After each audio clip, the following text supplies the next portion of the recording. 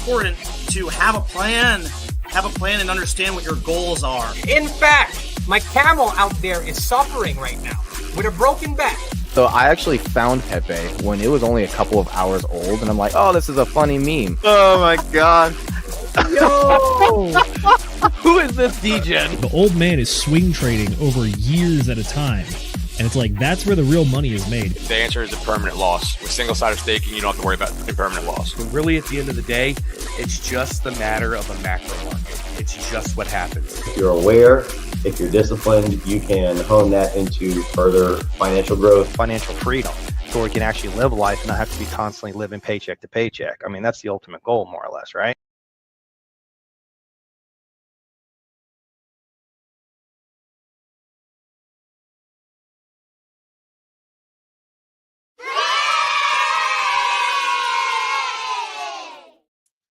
Ladies and gentlemen, boys and girls, crypto degenerates, ducks and squirrels, welcome to Whiskey Motherfucking Wednesday. We're going to have a pretty chill Wednesday. I'm chilling out with my brother. We're chitting and chatting, talking about business opportunities. Some things have changed in my life recently. I am no longer going to be climbing TV towers and doing that sorts of stuff because the company that I work for is liquidating and going out of business. So it's time to move on and do new things. So Sam and I were talking about what if I go and hang out with him and become a sales guy and start selling for his company Rapid Designs, which you can see down there on the corner, joined of course by my beautiful brother who seems to be cooking something at the moment. Sam, what's up, broski? How you doing? Hey bro, I'm doing great. Hello. I'm making a classic tower climbers dinner. Oh, it excellent. is beef with fire roasted tomatoes, diced fire roasted tomatoes, and cheese on top. Very simple. I do miss hanging out. I'm actually I'm spicing it up with some HEB fresh tortillas. So we're gonna do some carbs in here this evening. Nice. Yep. And Chicken, I'm gonna crisp these up tomatoes, with some butter. and tortillas, you say? Beef. Chicken or beef, tomatoes, and tortillas. Excellent. It's a good little taco you got there. Yes. It'll be So we were my talking. good fuel. Where were we? We were talking about sales and things and how I'm trying to just pick up the conversation naturally where we left off, minus the 5 minutes of hopping into StreamYard and things. We were talking about like sales and increasing skill sets, and because I'm like basically my life is taking a total different direction now. Instead of doing climbing things, I am now doing sales and a little bit of content creation and a little bit of other stuff. And I'm going to be still working for Marco on the side doing the street racer car parts manufacturing, shipping, labeling, inventorying stuff every so often. But working for you is going to be, as I understand it, a lot of sales calls, a lot of outreach, a lot of hitting people up, and a lot of social media manipulation, stuff like that, right? Yeah. So like you could think of it as being like the spearhead of Rapid Designs, quite literally going out into the world, like parting the waves of bad leads and like finding the people that need help, because there are always quite literally people needing help all the time. That lady that was unfortunately being ignored by her designer, I got an email from a lady today, and she's getting no response from her designer, who she paid lots of money to finish the plans, and they're just ignoring her for months. There's people like that, because I'm willing to bet that business that's drawing her plan is also ignoring other people.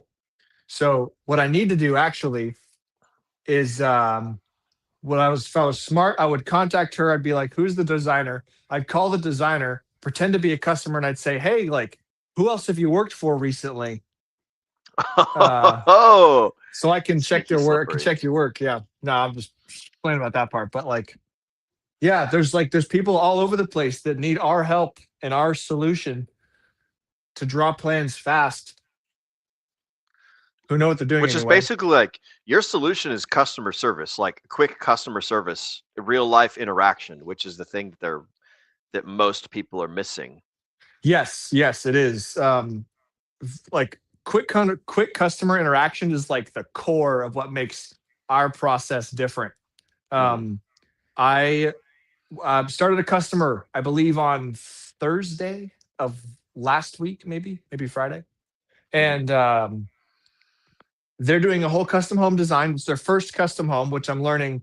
I really like customers who this is their first one because I have so much information about building and construction and the process that I can like basically there's just a bigger value gap. Like I could give them so much more information than just helping them draw a house. Yeah. So they started last week and they are basically done with the house design. And it's because we get on a Zoom call for 2 hours straight. And we just look at their house in 3D in the modeling software that I've got. And we just move a wall and then we move that wall and then we adjust that. We don't like that layout. Great. Let's tear it up and do it again. Let's take that piece of the house and put it over here. And we just do that over and over and over and over until we're all exhausted. And when you get into it at that level with people, you're able to get through the process because everybody can see what's going on.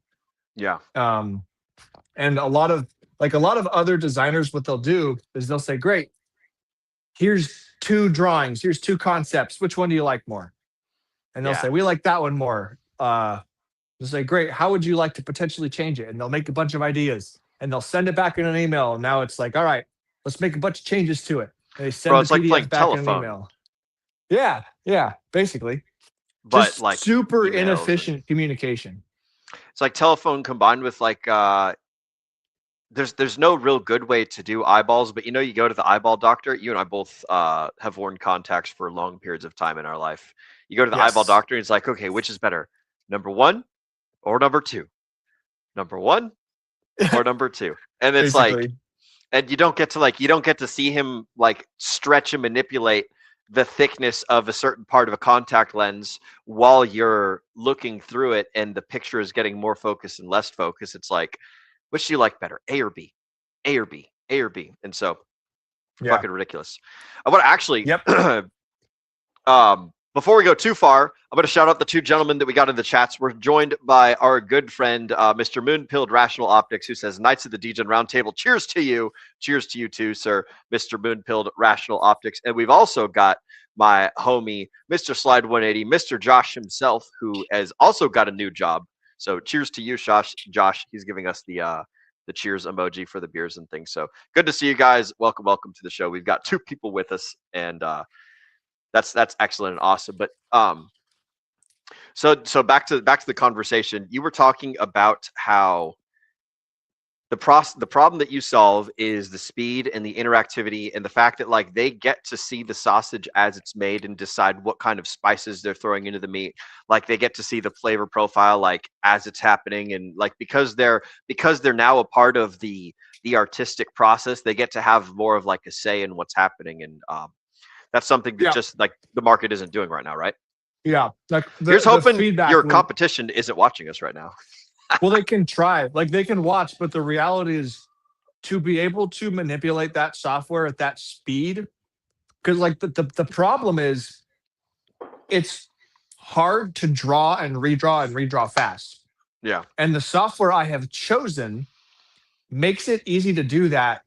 And I've spent 5 years figuring out exactly how to do it as fast as possible. Plus, I've got the mouse. Plus, my brain has been trained to use the mouse. So, if you tried doing this in a meeting with somebody else, you literally could not draw it fast enough to have the conversation. They just sit there and watch you draw. Oh, because they're using grandpa tools and grandpa technology, and they don't have the SAM brain and the training. Correct. That's fascinating. Yeah. It's like training and technology. Like Mike Tyson can describe like how he punches people, and he can tell people, yeah, I do 2,500 sit-ups a day. And I've been doing that for, 50 years. And it's just like, oh, wow, his abs are rock fucking solid. And this is how he throws that punch. And he can teach you all about how to throw the punch. But like, if you haven't done if you haven't done the work leading up to the point, then it's like the information is going to be meaningless to you. So that's pretty cool. I like that.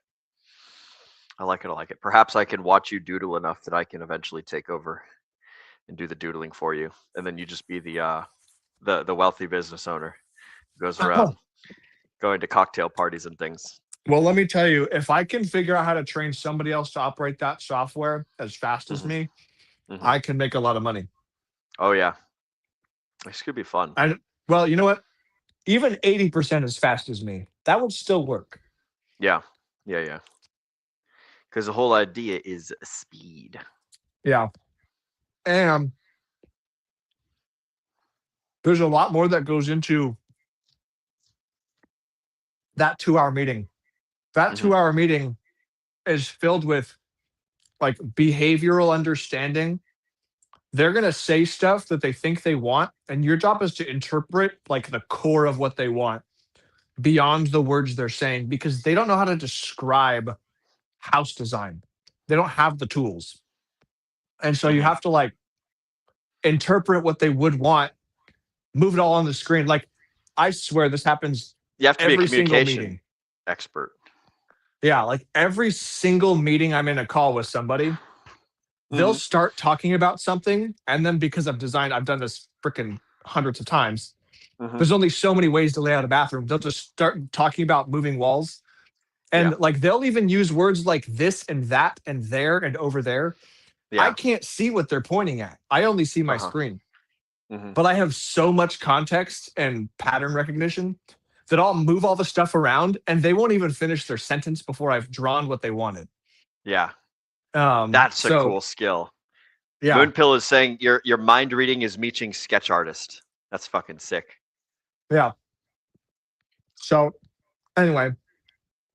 What a cool set of skills to have. Interpretation, and also like architecture it's not like it is an infinite box, but there's only so many ways, like you were saying, to lay out a bathroom. And so you can like understand like the thing that they want, because there's only so many multiple choice options on this test.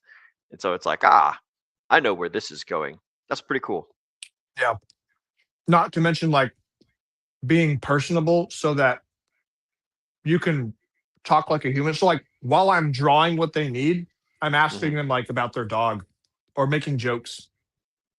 Oh, like wow. I get my customers laughing all the time. Like I use so much humor. And a lot of it's great. like sarcastic, like they'll talk. I love to play like the man versus the woman, because it's almost always a couple. I'll play like the man versus the woman, and I'll like poke at like, oh, he only needs a vanity this big, or like she wants this monstrous kitchen and he's trying to save money. I'm like, let's just make like this whole living room and kitchen just one big kitchen. Let's just do that, you know? And he's over here seeing dollar signs, and he's like, absolutely not. And so, yeah, I like to sprinkle that in. It's fun having like the red pill mindset in the like knowing how the genders work together and how they butt heads and things. That's super fun as well. Is my camera Man, still you're getting me all excited. You're getting me FOMO. Yeah, I can see you now. Your camera went black there for a second. Okay. Did you exit the app for a second?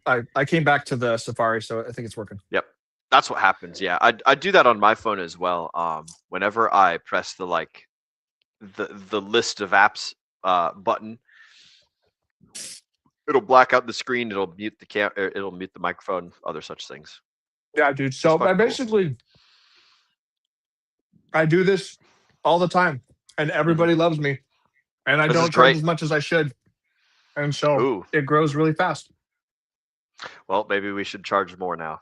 I say we. I'm already including myself in the business. Maybe you should charge more, because now there's two mouths to feed, sort of, kind of. Yeah. Well, I mean, dude. Yeah. I think it would all work out just dandy. Yeah. The reality is that I worked 10 to 30 hours a week last year. Oh, wow.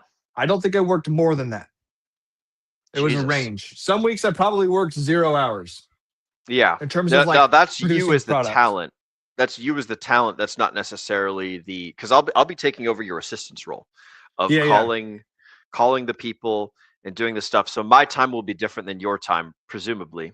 Yeah, absolutely. But it'll all even out, and that's fascinating, man. That's cool that you're able to build such a nifty machine. How did you get into this in the first place? You got out of college and started working for the architect company or something similar, right? Like you were Engineering in the realm, firm. an engineering firm. Yep. About halfway through college, I was like, I want to know how houses are built. So I watched a bunch of YouTube videos. And then I got this one opportunity to work at a structural engineering firm in San Antonio. I took it. So I was like very close. It was a super small firm. I was very close to doing lots of different roles, learned a ton about residential development and construction, all of it at once. Yeah. And then I showed them my skills, and we were able to create this new product for the engineering firm, like framing designs of monstrous custom homes. And so my job was to interpret other people's plans in my brain, frame them in my head, and then put on paper what someone needs to do to like make it not fall over. And so I reverse engineered houses for a long time and realized there's a lot of crappy people doing this job that I'm now doing. And I just got exposed to it over and over and over and over. And I happened to be a particularly emotional person at the time. And so eventually I was like, you know what? I can't handle all these emotions. I'm just going to start doing this. And then I misplaced my priorities and got fired from the firm, as I should have. And but then we went tower building for a little bit. I had my first shot at trying to run a business, and I, of course, knew absolutely nothing about how to acquire customers. And so I didn't. And when you don't acquire customers, you don't make any money. And then I was if you know now what you knew then and you went to do the same thing that you were doing, would it have worked? Well, yes. Because you were doing more hands-on stuff, as I recall. Yeah, so basically I was drawing and building. So like somebody would call me up, they need a patio cover. I'm like, cool, let me draw it. Boop. They get the same awesome Rapid Designs process. Yeah. And then I tacked on a whole bunch of work. But I tacked on a whole bunch of like hand labor work because I thought it was cool to be outside, which it is. It is. But I was also bad at estimating the cost of the project. To put in perspective, I bid one project for $6,000 and it cost me $11,000 in materials to build the thing. Oops. So I made money drawing plans and I lost it building stuff. So I had to learn to let that part go. Oh, man. Yeah. Anyway, so that's what got me this point. But I remember the first time that I helped you do, I don't even know if I was out of the Marine Corps yet, but I remember we put a beam inside of someone's house. Oh, they were taking out a wall and we put in a beam. And that was really cool. That was you, me, our sister, and our other brother, and the four of us Stevenson children working on a really cool. Oh no, I was out of the Marine Corps because I knew rigging stuff, and I remember we had to lift this heavy ass beam into the air, and you had rigging problems, and I fixed them. You did because I did the tower stuff. So I do remember that. That was pretty cool. That was a fun one. Those were 24-inch tall, 1 3/4 wide by 26-foot long LVL beams, and we had to do 4 of them. Oh man, that was cool. Man, I'm gonna miss rigging. Yeah, that's some cool shit. Being up in the air and learning about how stuff moves and picking up heavy shit. What are some like things everybody could use rigging for in like their lives? Just like loading and unloading trucks. Like if you have a truck full of like something heavier than you can lift with your body, then it pays to understand how pulley systems work. Like learning the parts of a block and tackle, understanding rope ratios and steel cable ratios. Like probably most people in their life are never going to be lifting something heavy enough that it would warrant a steel cable. But like if you want to, you can do it. Like if you're cutting down a tree and you need to move a tree weighs 5,000 pounds when you cut it down, right? So like you're a 100-pound or a 200-pound human being. So your ability to pull is somewhere in the 1 to 200-pound range. So like you need to figure out how to either operate a winch or get a come along or get some sort of mechanical advantage thing. But the thing that most people could use with rigging is just understanding how to set up like a simple 1-part or 2-part pulley system and learning a couple very simple knots like the bowline knot or a clove hitch knot. Those are probably the 2 most useful knots that a regular person could learn.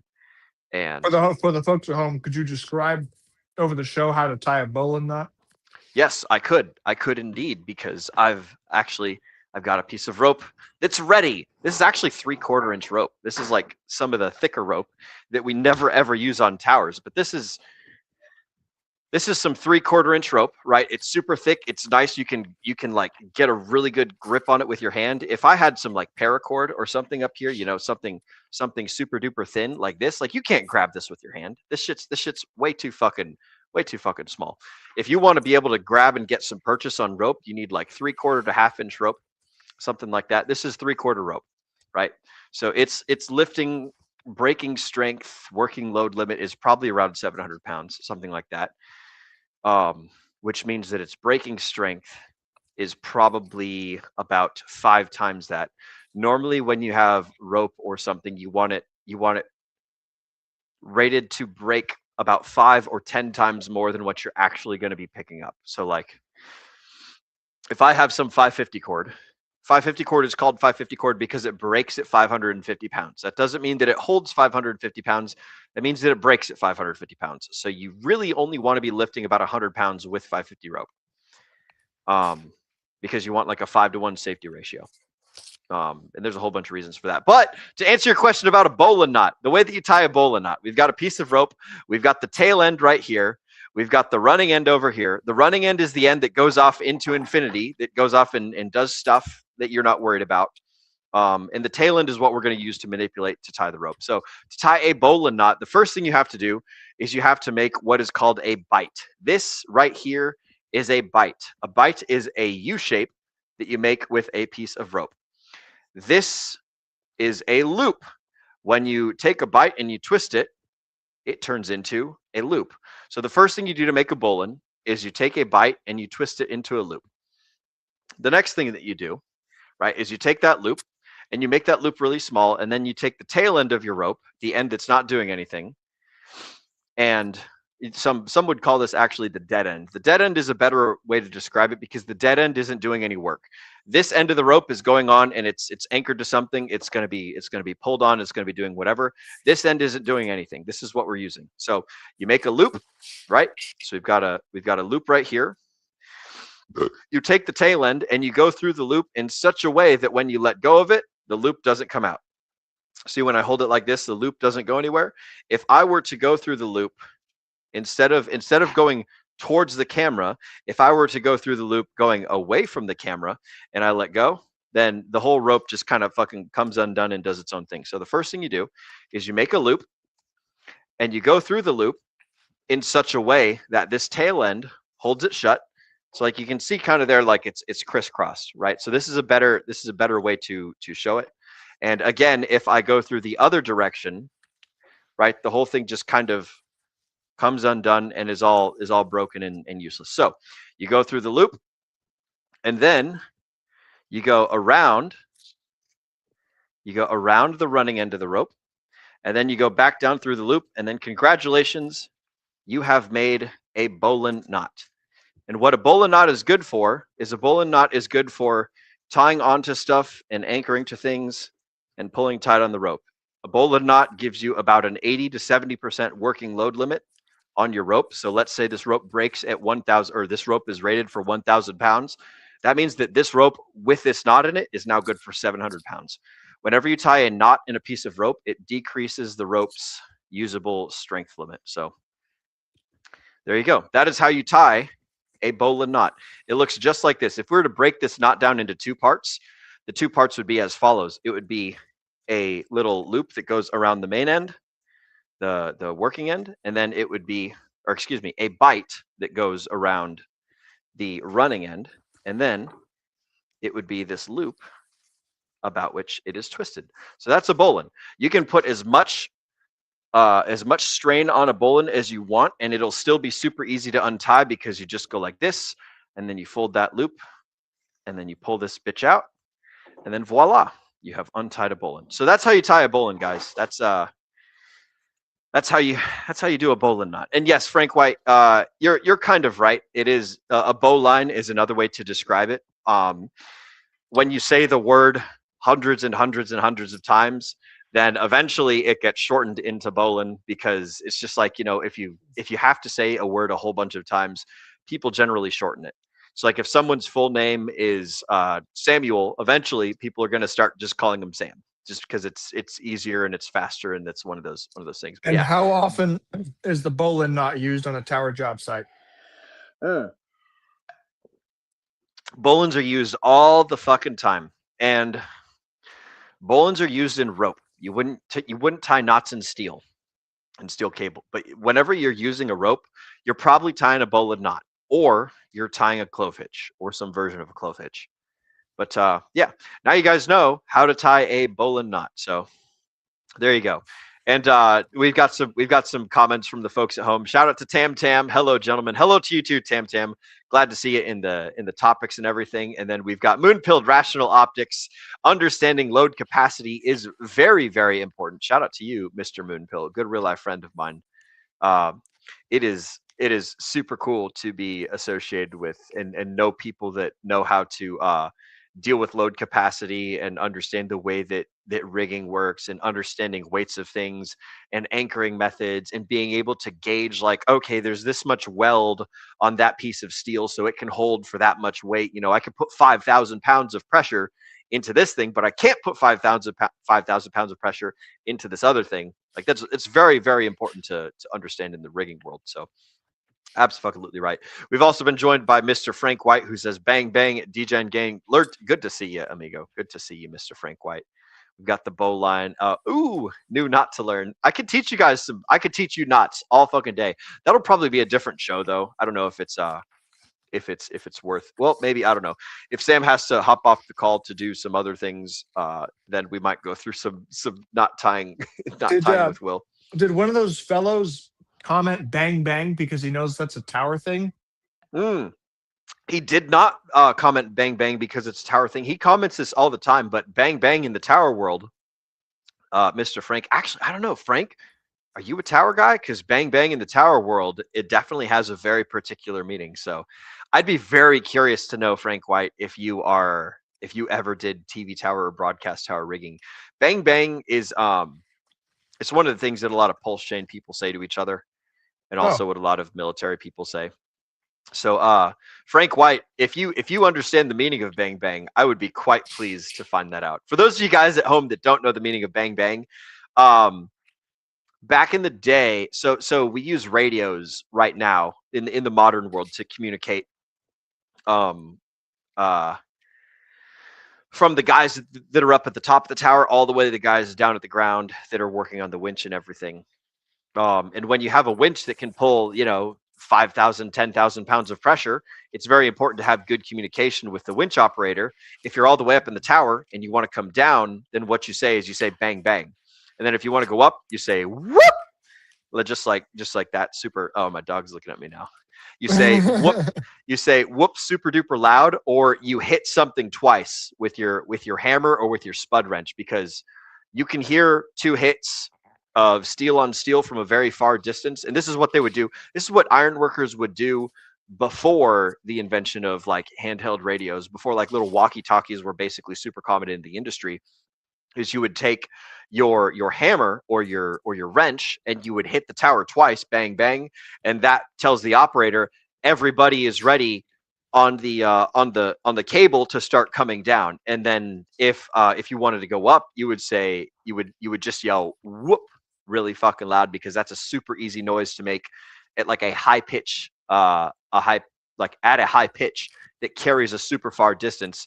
So if you're all the way down on the ground, you got this really loud winch like engine running behind you, you can hear a whoop, or you could hear like two gigantic bang bang noises on the tower. So some fun history for you guys there. Bang bang DGen gang from Mr. Frank White.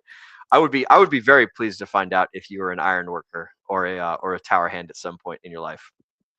We've got Moonpilled Rational Optics also saying had to learn 12 different knots to pass water rescue tests. Yes, that is relatable, good sir. Learning all the knots in the Boy Scouts and all the knots in the Marine Corps assault climbers and all the knots like working. I've been doing climbing all my fucking life and like learning. I only know maybe about 6 knots off the top of my head. The rest of them just all kind of like have floated away into nothingness. So it's good to know that you know 12 knots, broski. And can I make a double? Are you saying a double? I don't know what a double is.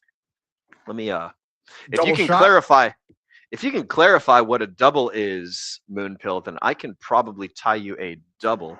I'm grabbing a smaller piece of rope right now. Ugh! It's a little bit more malleable than this. Oh, super can I make stiff. a double bowline? A double bowline? Maybe? Oh yeah, you just tie a bowline with 2 parts. I would presume he's talking about like a double, like a double overhand, which is just this. This is a double overhand. It's a double overhand because there's 2 pieces of rope that is an overhand knot. I would presume that's what he's talking about. For the folks at home that don't know much about knots, this everyday knot that everyone uses all the time, this is just called an overhand knot. So I presume that that's what he's talking about, but no idea. We've also been joined by Mr. Hexglen. Hexglen says, hello, everybody. Good to see you, Mr. Hexglen. Also joined by Lunacy Point. Hey, gang, with the little heart. Good to see you, Lunacy. Excellent. Oh, and Frank White clarifies, no, Bang Bang has just been my thing for a while. Well, good sir, you learned a little bit about the ironworking and TV tower and cell tower and iron and all that stuff. Finer cultures. So, yes, some cross-culture contaminating. So, yeah, Moonpilled Rational Optics, very distinctive sound for sure. Hearing whoops and hearing ups and downs and everything. Ooh, hey, ready or anything else can cause the crane operator. Oh, yeah. Oh, and Moonpill clarifies double bowline. Okay, so a double bowline would just be, I presume it's just a bowline on a bite, but I'm not entirely positive. So to tie a double bowline, I would guesstimate that you just do the whole thing with 2 pieces of rope instead of 1, in which case you would, again, point number 1 is you create your loop. And then you go through it in such a way as that it cannot come undone. Then you go around the working end and then back through the regular end. And if you're super good with it, which it looks like I am, then you tie it in such a way as oh man, that is so poorly dressed. Forgive my not dressing. If you tie a knot and there's like twisted ropes in places, then that's called a not well dressed knot. So this is what I think a double bowline is, but I'm not entirely sure if that's what he's talking about. A bowline made with 2 pieces of rope instead of 1. But yeah, you want to make sure when you're tying knots that you dress your knots well. And what I mean by that is, like, this is an overhand knot that is not dressed well. As you can see, like there is a crisscross in the 2 ropes right here. So this makes for a not well-dressed knot. You see all this gap and all this space. Like I can stick my finger in here. It's not very pretty. It's not very strong. It doesn't look good. If I take this guy and I rotate it, right, and then I pull it a little bit tighter, I snug down on that. I snug down on that. Boom, bim, bam, boom. This is a well-dressed knot because everything is nice and tight. When I put some sort of load on it, then it's not going to cinch down even more and it's not going to do things. So always dress your knots. Whenever you make a knot, always take the time to follow the ropes all the way from their start point to their finish point. Make sure that there are no crisscrosses anywhere in the knot and things of that nature. So that's how you dress.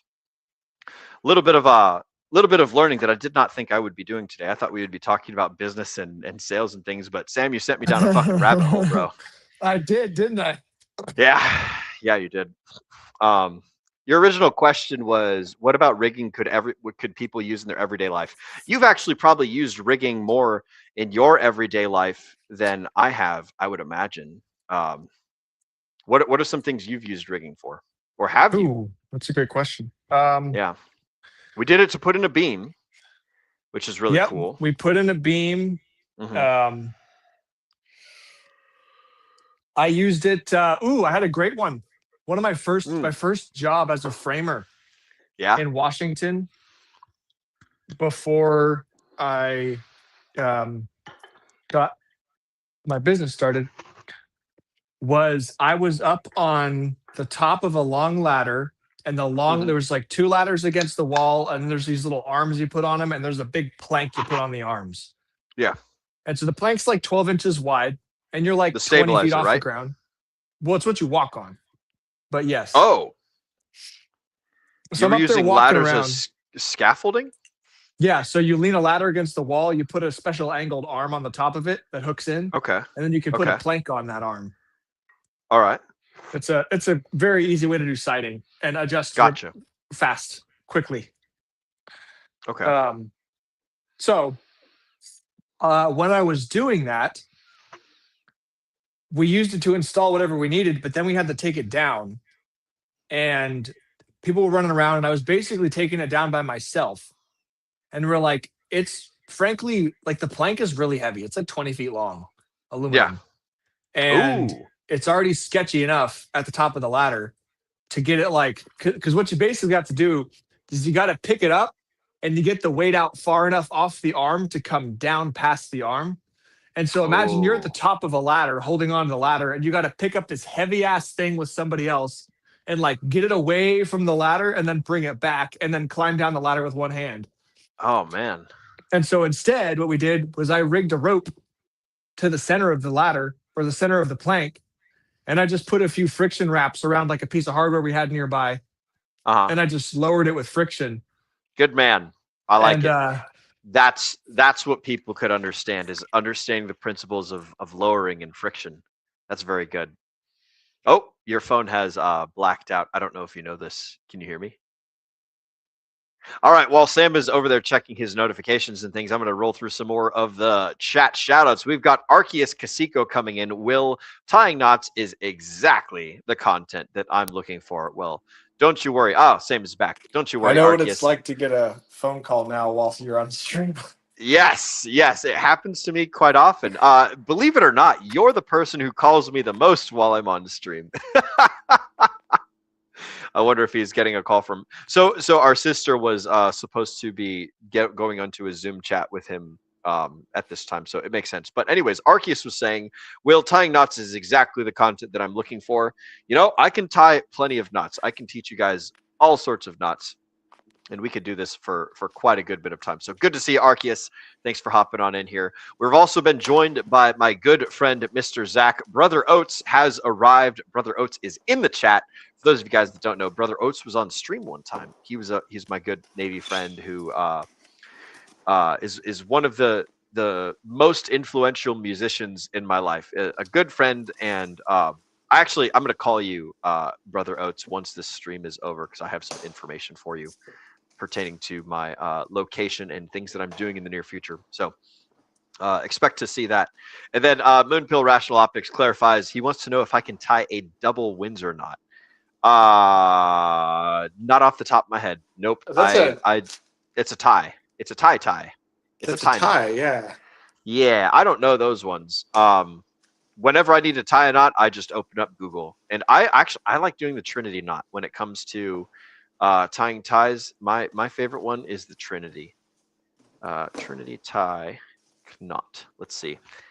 Oh, it looks so fucking good too.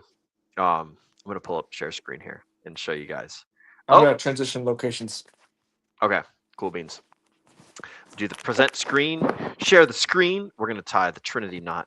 This, ladies and germs, is the Trinity knot. It's super fucking beautiful. It's like a triangle on your chest. It's very like out there, and people aren't used to seeing it. So it like, if you're trying to be subtle, then the Trinity knot is not a good one to do. But this is my favorite knot because I'm not a very subtle person. I like to have my neckties in a shapely manner.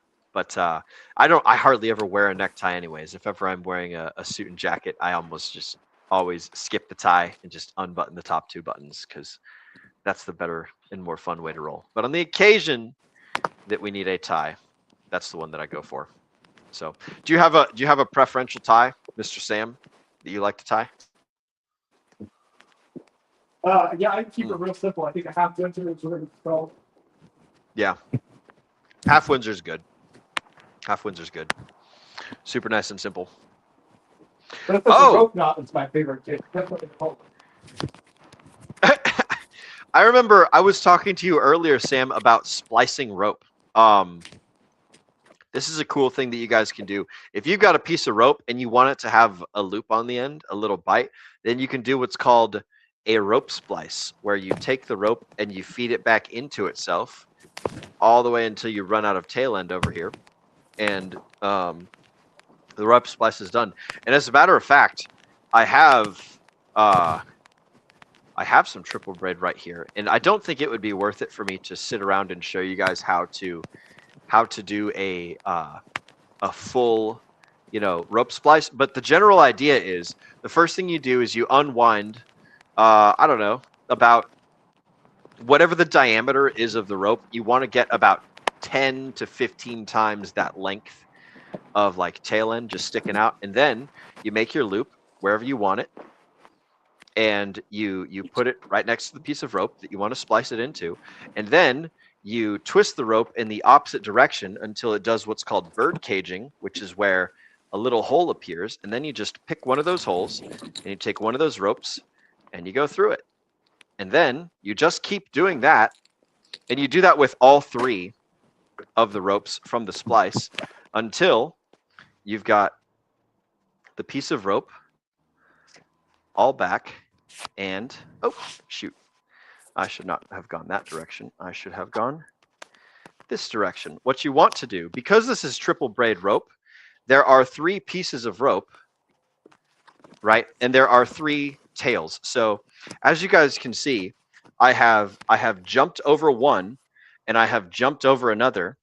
So because there are three pieces, that means there are also three crevices. So there's three mountains and there's three valleys. And you want each one of these pieces of rope to be going in one mountain and out one valley. So the truth is, when you first start a splice, it's gonna be ugly. Your first initial go through is gonna look funky. So you split your triple braid rope into three pieces, and then fiddlesticks, I did it again. Would you look at that? Wow. Amateur hour here, folks. Amateur hour. Which way do I want to go? Oh, I'm going the opposite direction. Okay. Cool beans. There we go. So when you start a splice, the first thing that you do is, again, you get that loop that you want. You get that desired loop. And then, God, look at how ugly that is in the beginning. Oh, that is disgusting looking. But it always looks disgusting in the very beginning because that's just the nature of the beast. The important thing is that if you look at this, right, we've got our three pieces of rope coming out of the three positions on a circle. You've got your 12 o'clock, you've got your 4 o'clock, and you've got your 8 o'clock, right? So if you were to take this original piece of rope and you put it straight at the camera, you've got one pointing straight up, you got one that's down into the right, and you've got one that's down into the left. Obviously, I'm saying those backwards because I'm thinking camera while you guys are thinking regular. But that's how you start a splice. And then all that you do is you take a look at the rope, right? And you see the twist direction. And all that you do is you take your piece of rope, each one of these little guys, you break apart the main rope into this bird cage. You untwist it the opposite direction that it wants to twist. And then you take each piece of line and you go over one and under the other, right? So over one, under the other. This little guy is done. Now we got to do these other two. So you go over one, under the other, bam, balam,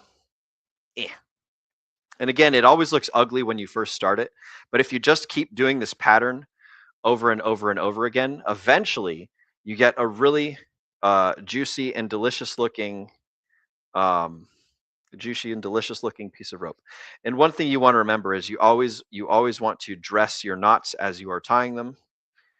And if you do a bad thing, like I just did, then you could always undo them. But anyways, that's the principle of splicing rope, and that's how you get like loops in the end of rope. So You guys can take that information, do with it what you will. My entire laptop is covered in plastic microfibers now, or nylon microfibers, because I'm messing with this rope. And it looks like, Sam, you are also doing some construction and some maintenance over there.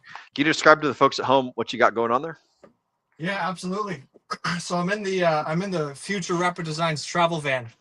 Yes. And we're equipping travel van it. you just bought. I just earlier today installed a feature where I can take my portable battery, which really belongs back here in the storage compartment. Man, that is a huge van. How long is that? It's about it's about 12 feet behind the seats, I think. Holy moly. Something like that. That's a big van. So if I plug it in, I'm energizing the circuit that I already installed, and I hit this little light switch right here, and nothing happens because the battery's off. Well, so I turn the battery on, and then I hit the switch, and I get light. Oh shit! So you've got your van wired up already? I have light in the back. That is all I have. So what I'm doing now is I'm running power up and over, so I could put outlets right behind the passenger and driver's chair down in the floor. Okay. So you can plug in both power and USBs. And you learned all this from framing houses and stuff, right? And you're just applying the same knowledge to a van. Yeah, that's all. How tall are you? You're 6'3", right? I'm 6'3". That's right, and I can stand up. And you're wearing shoes that have a sole on them that is greater than 0 inches, right? Yeah, these are elevated shoes. Yeah, about an inch. Wow, maybe. That is a huge van. That's awesome. I'm excited to see this thing when I get down there. This is gonna be a good time. Heck yeah. That's what I'm doing. That's what needs to be done. The other thing that I just opened up in the box that was delivered earlier than I was expecting is this device, which will give the traveling Rapid Designs van internet as long as we can see the sky. Yep, this is the Starlink. Are you going to? Go ahead. Are you going to install it one time and leave it, or are you going to make it take down and put up?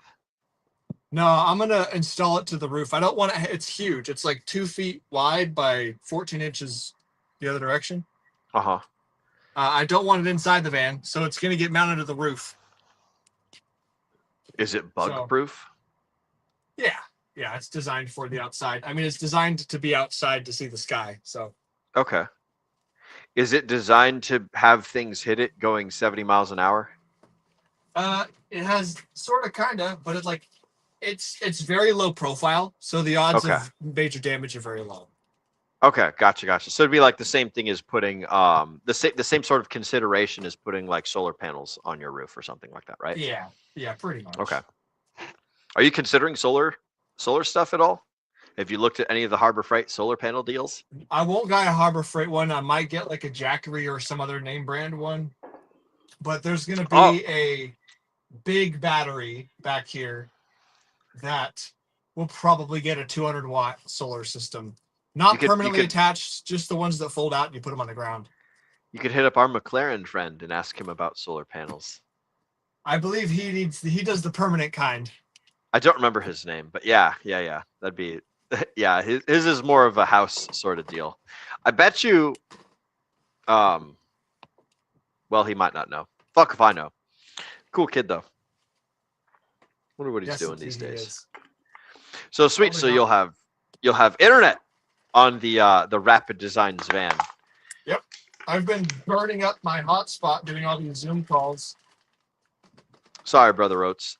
There goes 10 cents. I've been saving the cans. The rest of them. Bro, one thing about Connecticut is you can turn in aluminum cans for 10 fucking cents each. Like a regular ass can. If you guys look on the top, it's got this like it's got these little recycling values on them. If you take them to Connecticut, California, Ohio, or excuse me, Oregon or Michigan, you can get 10 cents for a can. And I don't know how it works in Oregon, Michigan, and California, but in Connecticut, you can just take these to a grocery store and you put them in like a vending machine and it spits you out money. So that's pretty fucking cool. It has to be a an intact can, just like this one, and it has to be able to scan the barcode. So if there's any sort of like dents or anything in the can, then the machine won't accept it. But yeah, super fucking cool.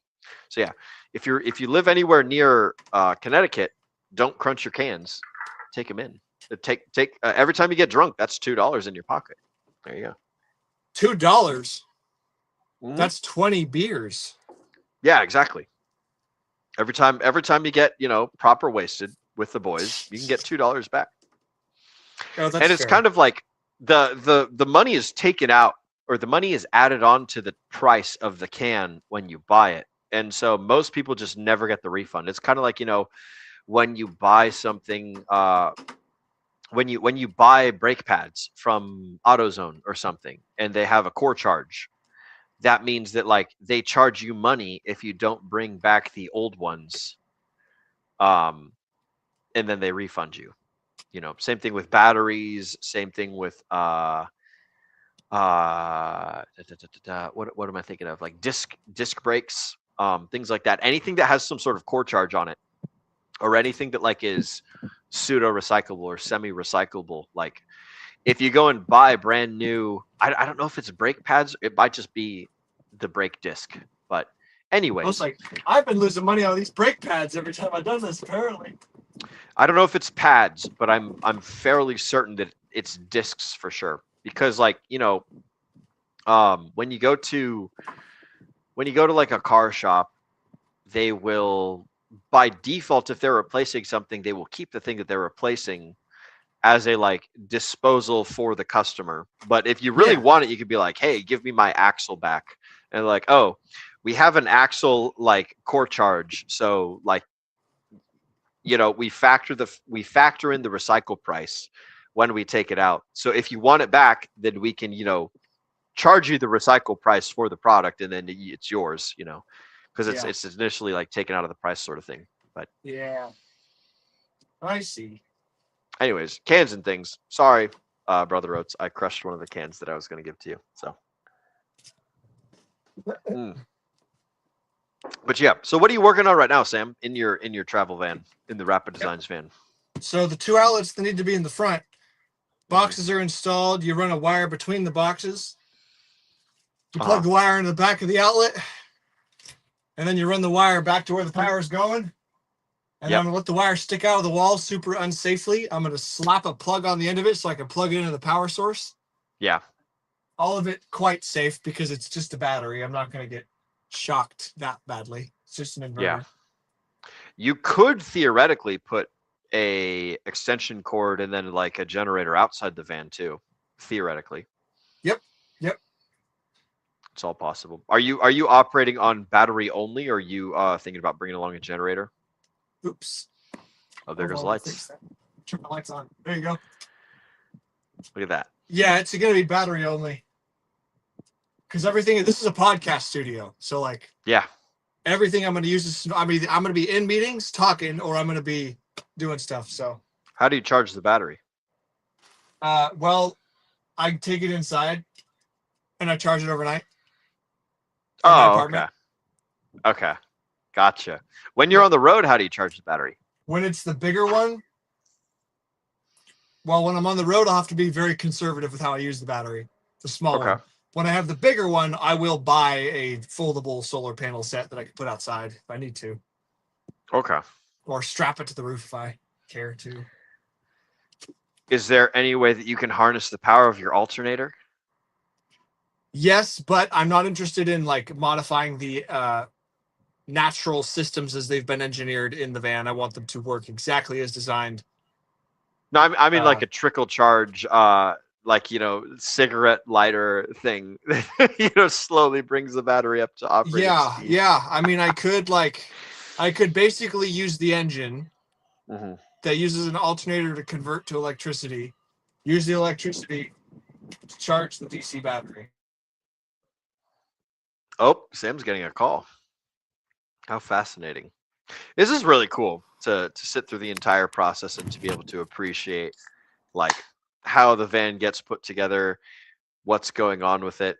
A lot of people, this is probably more interesting than the cryptocurrency stuff that we would normally be talking about. Ah, you're back. You have joined us. Yep. I think that this is probably what the folks at home want. They probably want to learn about knots. They probably want to learn about vans. They probably want to learn about rigging and stuff instead of the normal crypto shit that we spew at them. Well, they probably. But I mean, come it is to a Whiskey Wednesday. Yeah. Yeah, that's true. They didn't come here to get financially smarter, most likely. Yeah, that's fair. Man, we've got 40 watchers right now, 33 on X and 7 on YouTube. This is fantastic. Folks at home, I'm curious. Normally when you ask people what they want, they don't really know. But if you guys at home know what you want to see, I would be more than happy to read off your comments and read off your guys' ideas and things. Have we struck a chord? In about 4 minutes, I'm gonna have to change meetings. Oh, okay. Excellent. We might just end the show then, or I might teach the folks some knots or something. I might be a little bit too drunk for knots. It's not good to be tying knots when you're drunk, ladies and germs. That's a bad. Yeah, not safe. That's a bad practice to be in. Unless you need to, unless you're sailing and the storm rolls in while you're already wasted. Man, I was looking at boats today. Because I was talking to a good friend about different types of rigs that you can put on boats, like junk rigs and Bermuda rigs, and the way that you can set up a rig is the way that you set up the sail in respect to the boat, like how many masts, what's the shape of the sail, where's like the booms and the yard arms and the different parts and pieces that makes the sails look in certain different types of configurations and things. And I was getting FOMO on buying a fucking boat, and it's like, man, I really need to not be buying a boat now that I am no longer employed. But it's not the thing to buy once you are in that stage of life. Yeah. Have you heard about the dude that worked for Goodyear who sold everything, liquidated all of his retirements, and just like sold his house, sold all his possessions, got rid of everything, bought a boat, and is sailing across the Pacific Ocean? I did not, but that sounds like a man who knows what he wants. That's a man who knows what he wants. He's taking a cat with him. I think he made it to Hawaii so far. Actually, it's been fucking months. He's probably made it there and back again. He's probably got a really cool story. But he's been going fucking crazy on TikTok and Instagram. So good for him. That's awesome. He must have Starlink or something to get good signal in the ocean. Yes, he does have Starlink. That was part of his documentation of journey. Man, I'm getting FOMO now. For the folks at home, if you guys want to hop on this, stream, by the way, once Sam hops off, if no one else comes and chit chats with me, then I'll probably just end the show. It is this time. Sam, where can the folks find you, and what have you got going on in the near future? You can find me at sam.d.stevenson on Instagram. That's the best place to find me and see everything I'm doing and meet up with me and say hello and make friends. Excellent. Well, thank you for joining us tonight. Thank you for hopping over here with us and chilling and hanging out and talking and being amusing. Also, he's got a link tree at linktree.com/Samuel Stevenson, which is the thing that I see on my. I don't know if it's still up, but that's what I have on my. Man, I need to update my little. I've got this huge list of links for Fast Abdul, Dev Donnie, Paul Sachs, Wild SJ, Kareem, Alan Chen, like everybody. And for some reason, yours is still saved as a link tree. So if you guys want to find more about what Sam's doing and what he's got going on, then head to linktree.com/Samuel Stevenson, and you'll probably find some old links there. Sam, have an excellent rest of your night, and I look forward to chittering and chattering and working with you in the near future. Sounds fun. Love it. Talk later. Excellent. Love you. Bye. See you. Love you. Bye. All right, ladies and germs, and I am all that is left. So let's see. We're going to take a moment to go through the quick chat motherfucking shoutouts, which I just realized I don't know where my paper is for chat shoutouts. Holy shit. Have I done this entire show without holding up the chat shoutout paper? I think that I have. Aha! There it is. Oh, hey, mama dog. Come here, sweet pea. I have gone the whole show without holding up the chat motherfucking shoutouts paper. So we're going to take this time to go through the chats and see what's going on. Mama dog is looking at me. She's giving me a judgmental look. And then she lays right back down on the couch. What a good pooch. But we're going to go through the chat shoutouts and we're going to talk and we're going to see what goes on with the folks home. And then I'll probably call it a night and we will send you off to do your thing. So let's see. Mr. Frank White says, nice show, fellows. Catch you later. Good to see you, Frank White. Thank you for joining us tonight. It's been awesome and fantastic. Arceus says, classic boat advice. If you don't want to boat, or you don't want to vote, you want a friend with a vote. That is abso-fucking-lutely true. Oh, excuse me. You don't want to have a boat. You want to have a friend who owns a boat as well. That is the way to do it. Because boats are just fucking money sinks. They require constant maintenance because the sea is always trying to sink them. And barnacles are always growing and parts are always breaking. And the rust never ends. So buying a boat is buying a whole bunch of you buy a whole bunch of egg timers that are all like constantly resetting, and when they reach 0 the part is broken and it needs to be replaced or you sink and you die. So boats are very, very important. By the way, here is Sam's link tree. I have not checked it. I don't know if it's accurate. But also, we've been joined by Dr. Alan Chen. I just missed Sam Fiddlesticks. Good to see you, Alan. I should call you at some point. In fact, I'm going to call you as soon as this stream is over, good sir, and we'll chitter chat for a second. For the rest of you guys, I want to thank you all for spending your valuable time with us here on the DGen Roundtable. As Agent J often says, we know that time is your most valuable asset. We appreciate you spending each and every one of those moments right here with us. Ladies and gentlemen, my name is Will Stevenson, but more importantly, you have been watching the DGen Roundtable, and I'm the only one on the show, therefore I'm the producer, and it's time for me to get my trigger finger ready so that way I can remind all the folks at home to remember to DGen responsibly.